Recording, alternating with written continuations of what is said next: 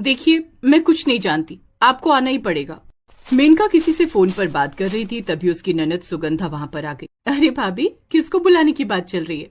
मेनका यूं अचानक सुगंधा को देखकर हैरान हो गई। डर कर उसने फोन कट कर दिया और फोन बेड पर रखकर वॉशरूम के अंदर चली गई। ऐसी कौन सी बात हो गई जिस बात से डर कर भाभी को बाथरूम लगाई? तभी सुगंधा की नजर फोन पर गई। उसने कॉल हिस्ट्री चेक की तो उसे पता लगा कि वो उसके ही मंगेतर निहाल से बात कर रही थी। भाभी निहाल से आखिर क्या बात कर रही थी? आने तो बाहर, पूछती हूँ। थोड़ी देर बाद खुद को हुस्न की परी समझने वाली मेनका बाथरूम से बाहर आ गई।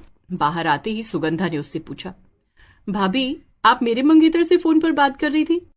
मेनका ने हड़बड़ाते हुए कहा, अब हाँ क्यों, मैं तेरे मंगेतर से बात नहीं कर सकती क्या?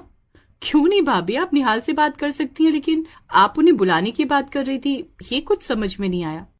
मेनका ने बात को घुमाते हुए कहा, बात दरअसल ऐसी है कि निहाल के घर वाले तुझे आज शाम को देखने आने वाले हैं और वो कह रहे हैं कि मेरे माँ बाप जिस भी लड़की को पसंद कर देंगे मैं उससे शादी कर लूंगा। वैसे भाभी निहाल ने बात बिल्कुल सही कही। खैर, शाम को निहाल का परिवार सुगंधा को देखने आया। सुगंधा किचन में चाय बना रही थी, तभी वहां पर उसकी भाभी मेनका आ गई। अरे मेरी प्यारी ननद, तुझे देखने लड़का आया है, तू जल्दी से जाकर तैयार हो जा, तब तक मैं चाय बना देती हूँ। थैंक यू भाभी, लेकिन चाय लेकर मैं ही जाऊंगी। सुगंधा तैयार होने अपने कमरे में चली गई और मेनका ने चाय में बेहोशी की दवा डाल दी, वो भी सिर्फ एक कप में, और वो कप सबसे आगे रखा ताकि निहाल वही कप उठा ले। भाभी कैसी लग रही हूं मैं? क्या बात है सुगंधा, तुझे देखते ही निहाल बेहोश हो जाएगा, देख लेना। ये ले चाय नाश्ता लेकर जा, पर ध्यान रहे सबसे पहले निहाल को ही चाय देना। सुगंधा ने वैसा ही किया। खन्ना साहब, ये हमारी बेटी है जिसकी फोटो पंडित जी ने आपको दिखाई थी। अगर निहाल चाहे तो अकेले में जाकर बातचीत कर सकता है। हाँ बेटा निहाल, जाओ सुगंधा से अकेले में जाकर बात कर लो। चाय पीते पीते निहाल को थोड़ा सा सुरूर चढ़ने लगा। अरे नहीं नहीं, मुझे कोई बात नहीं करनी। अगर आप सभी को रिश्ता मंजूर है तो मुझे भी मंजूर है, अगर आप सभी को रिश्ता मंजूर नहीं है तो मुझे भी मंजूर नहीं है। इतने में वहां पर सुगंधा की भाभी मेनका आ गई और हाथ पकड़कर उन दोनों को अपने कमरे में ले गई। अरे क्या बच्चों की तरह शर्मा रहे हो तुम लोग? अब तुम दोनों चुपचाप बातचीत कर लो, कोई नौटंकी नहीं चाहिए मुझे। अगर कहो तो मैं चली जाती हूँ यहाँ से। अरे नहीं नहीं, आप यहीं रुकिए, वरना घर वाले क्या समझेंगे। मुझे आपसे कुछ भी नहीं जानना है। आप और आपका परिवार मुझे पसंद है। अगर आप मुझसे कुछ पूछना चाहते हैं तो पूछ सकते हैं। नहीं, मैं... निहाल कुछ बोलने ही वाला था कि तभी वो बेहोश होकर बेड पर गिर गया। भाभी ये क्या हो गया? आप तो शादी से पहले नर्स रह चुकी है ना? जल्दी देखिए, मैं भैया को बुलाकर लाती हूँ। किसी को कुछ बताने की जरूरत नहीं है, बस थोड़ा सा स्ट्रेस होने की वजह से बेहोश हो गया है। तुम ऐसा करो, चुपके से पानी लेकर आओ, तब तक मैं इसे देखती हूँ। सुगंधा चुपके से पानी लेने चली गई। इधर मेनका ने निहाल को अपने गले से लगा लिया। थोड़ी देर बाद जैसे ही सुगंधा अंदर आई, मेनका निहाल से अलग हो गई। ये लीजिए भाभी पानी। मेनका ने निहाल के मुंह पर पानी डाला, जिससे उसे होश आ गया। क्या करते हो होने वाले नंदोई साहब, होने वाली बीवी को देखकर ही बेहोश हो गए, कमाल है। निहाल और सुगंधा का रिश्ता तय हो गया और दोनों की धूमधाम से शादी हो गई। लेकिन मेनका की नजर निहाल पर ही थी।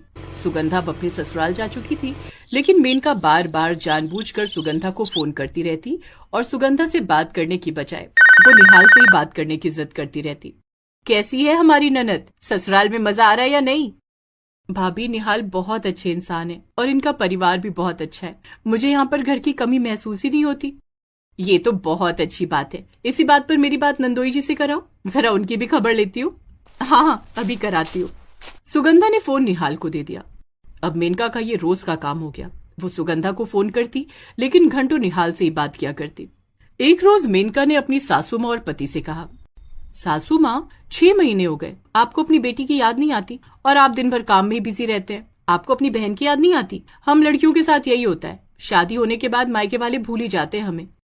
ये कैसी बातें कर रही हो तुम मेनका? मैं भला अपनी बहन को क्यों भूलूंगा? अरे तो अब 6 महीने हो गए, अपनी बहन और नंदोई जी को यहाँ बुला लो, कुछ दिन यहाँ गुजारेंगे वो लोग। बहू ने तो मेरे दिल की बात छीन ली, मैं अभी फोन करती हूँ दामाद जी को।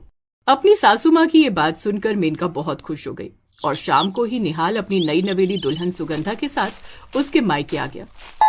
घर की डोर बेल बजी। अरे आओ आओ, अंदर आओ तुम दोनों। अंदर जाकर निहाल अपने सास ससुर और बाकी परिवार वालों से मिला। अगली सुबह जब सुगंधा अपने कमरे में नहीं थी तो इस बात का फायदा उठाकर मेनका उसके कमरे में गई और उसकी साड़ी पहन ली। मैं सिर्फ नाम से ही नहीं बल्कि हुस्न से भी मेनका हूँ। तभी कमरे में सुगंधा का पति निहाल आ गया। उसने पीछे से मेनका को अपनी बाहों में भर लिया। सुगंधा, तुम इस साड़ी में कितनी प्यारी लग रही हो। मैं तुम्हें ये बताने आया हूँ कि तुम यहाँ आराम से रहो अपने परिवार के साथ। मैं आज निकल जाता हूँ, मुझे काम है। जाने की बात सुनते ही मेनका पीछे पलट गई। ये क्या कह रहे हो नंदोई जी? निहाल हैरान हो गया और थोड़ा डर भी गया। अरे भाभी, आप यहाँ क्या कर रही हो? आई एम सॉरी, मुझे लगा कि सुगंधा है। अरे कोई बात नहीं नंदोई जी, मेरे हुस्न के जाल से कोई नहीं बच पाया है। मेनका उसका हाथ पकड़ने लगी, लेकिन तभी निहाल अपना हाथ छुड़ाकर वहां से भाग गया। सुगंधा, मैं घर जा रहा हूँ, जब भी आना हो मुझे फोन कर देना। अरे आज तुम नहीं जा सकते निहाल बेटा, आज हमें खातिरदारी करने का मौका तो दो। मैं भी तो वही कह रही थी सासू माँ। घर वालों के प्रेशर देने की वजह से निहाल उस दिन रुक गया। दिन भर अच्छे अच्छे पकवान बनाकर उसे खिलाए गए, लेकिन पूरा दिन मेनका उसे घूरती रही। रात हो चुकी थी। निहाल और मेनका कहीं गायब थे। भैया, मेनका भाभी कहीं नहीं दिखाई दे रही और ना ही निहाल। तुम्हारी भाभी मुझे कहाँ कुछ बताती है सुगंधा? तभी डोरबेल बजी। सुगंधा ने दरवाजा खोला। सुगंधा ने जो देखा वो देखकर उसके पैरों तले जमीन खिसक गई, क्योंकि निहाल और मेनका के गले में वरमाला पड़ी हुई थी। भाभी, निहाल, ये सब क्या है? अब मैं क्या करूं सुगंधा? निहाल पर मेरी पहले से ही नजर थी। अगर निहाल की शादी तुझसे ना होती तो वो मेरे जाल में नहीं फंस पाता। इतने में सुगंधा का भाई आया और उसने निहाल की गिरेबान पकड़ ली। साले, मैं तुझे इतना अच्छा इंसान समझा और तू मेरी बीवी के साथ ही चक्कर चला बैठा। तुझे मैं छोड़ूंगा नहीं, पहले तुझे मारूंगा, उसके बाद मेनका को मौत के घाट उतार दूंगा। अचानक घर में महाभारत मच गया। सारे लोग हैरान और परेशान हो गए।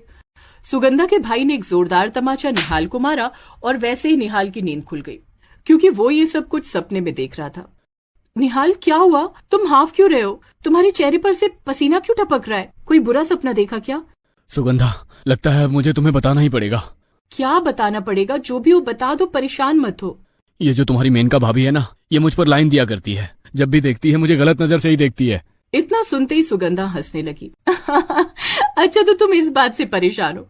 भाभी बहुत ही चुलबुली नेचर की और बहुत मॉडर्न ख्याल की। वो सभी के साथ ऐसा बिहेव करती है। सो जाओ।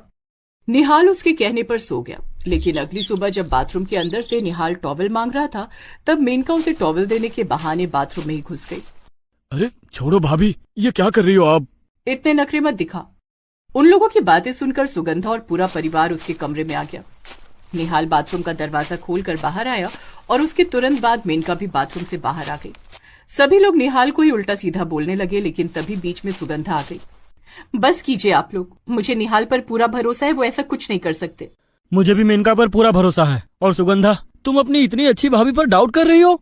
भैया, कल रात में ही निहाल ने मुझे बताया था कि मेनका की उन पर बुरी नजर है, लेकिन मैंने रात में उस बात को इग्नोर कर दिया था। चलो निहाल, कोई तुम्हारा भरोसा करे या ना करे, मुझे तुम पर पूरा भरोसा है।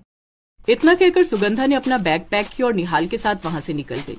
देखिए, इसमें ना ही मेरी गलती है और ना ही निहाल की। दामाद जी को लगा कि सुगंधा है, इसलिए उन्होंने मेरा हाथ पकड़कर अंदर खींच लिया। जैसे ही हम दोनों ने एक दूसरे का चेहरा देखा, चीख निकल गई और हम दोनों बाहर आ गए। उसके बाद आप लोग भी आ गए। मेनका को अपनी गलती का एहसास हो गया। उसने फोन करके निहाल से माफी मांग ली और उस बात को वहीं दबा देने के लिए कहा। उसके बाद ना निहाल यहाँ कभी आया, ना ही मेनका कभी अपनी ननद के घर गई।